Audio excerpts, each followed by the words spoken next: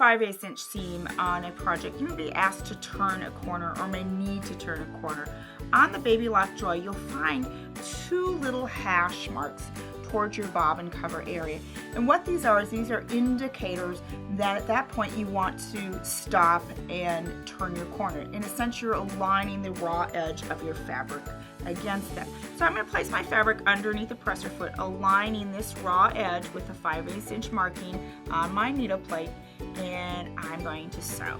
Now, as I get closer to the point that I need to turn, I always want to make sure that I watch this edge against that marking, because the one on the left side is actually sitting underneath my fabric, and I think that's the closest one for me to see to make that turn. This is my visual to give me the warning that that point is coming up. As I get a little closer to that point where this edge is aligning with there, I slow down a little bit, and that's okay.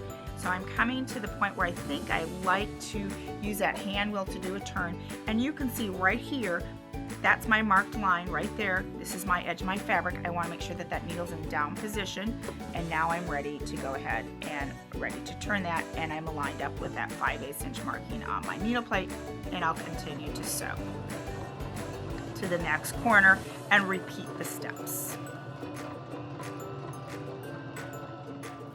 So again, you can't always see this line on the left, so you learn to use the line on the right. And I'm to the point where I think I want to turn that hand wheel. And the needle is in the down position. And here, again, that edge is aligned with that marking. And now I can pivot that, and I'm lined up with that 5/8 inch marking. And I can sew to the next corner and repeat the same steps. So I think the hardest thing for me to learn was to slow down so that I can always ensure that I'm lined up. And that way, when I did that, I found that I had better corners. And it's okay to turn that hand wheel, just make sure you're always rotating it towards you. Again, here's my marked line, here's my edge. Raise my presser foot, and I'm going to rotate that fabric, and then I would sew to the next corner and repeat the steps. It's really quite simple. It's just a matter of learning to slow down and to watch your markings.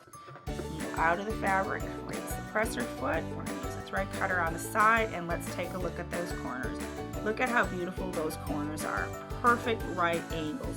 And that's all using the little markings that sit on your needle plate and the 5/8 inch seam allowance.